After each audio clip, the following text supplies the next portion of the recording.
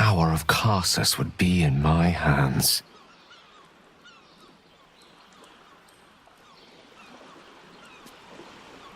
But what then? What would I do with it once I have it? Sage and timely counsel, as always.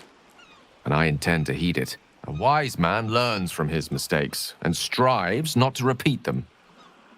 I shall bring the crown to Mystra. She'll cure me of my affliction.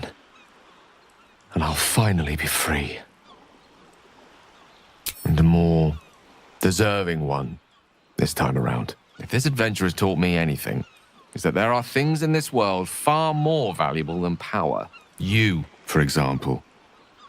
You're always wiser than me when it mattered most. Besides, grown quite fond of this merry band of ours, but I'd quite like to see what happens to it. I'm sure Mystra will summon me soon enough, but until then, I propose we celebrate our victory the mortal way, with a drink in our hands and reckless abandon in our hearts. Very well. Perhaps after a drink or five, I'll be tempted to inflict some of my singing on you all. As if the city has not suffered enough. I will not be joining you. I fear my presence will be no more welcome in the streets of the city than it ever was. You're right, of course. But, well, I'll miss you, friend. Your companionship has been quite the education. I will miss you, too. Now that you no longer live in each other's minds, it's hard to tell if the mind flayer is being sincere, though perhaps no harder than it ever was.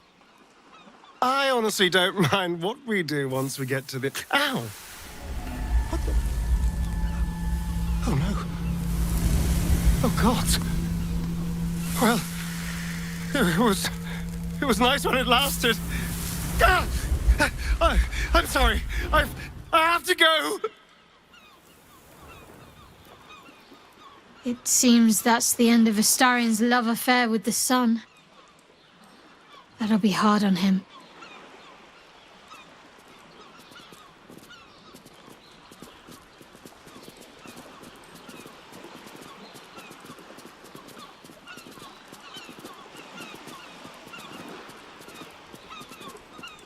Hold on. Where's Karlach? Her time is running short, and so too is your window to say goodbye. After all the wonders and monstrosities we've witnessed, waking beside you seems more unreal than any of it. I've forgotten what it felt like to greet a sunrise without fear of it being my last. Soon I'll deliver the crown to Mystra and be rid of the orb at long last. I'll be free. Oh, him! Huh. I've been thinking a lot about that. Gale of Waterdeep.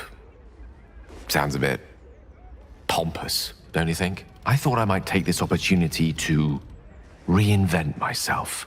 Or uninvent myself, to be more accurate. You're now in the company of plain old Gale Decarius, a most brilliant wizard of intentionally limited renown. At your service. Now, I believe this is the moment where I should get to my point, so to speak. I love you. More than I've ever loved anyone, mortal or immortal. And you've proven your love for me in more ways than even the greatest mathematicians would dare to count. That being said, I wondered if you might consider accompanying me back to Waterdeep as a new member of the Decarius clan. I suppose I am. Tara would be delighted, not to mention my mother. But I'd be just as happy without such ceremony. So long as we're together.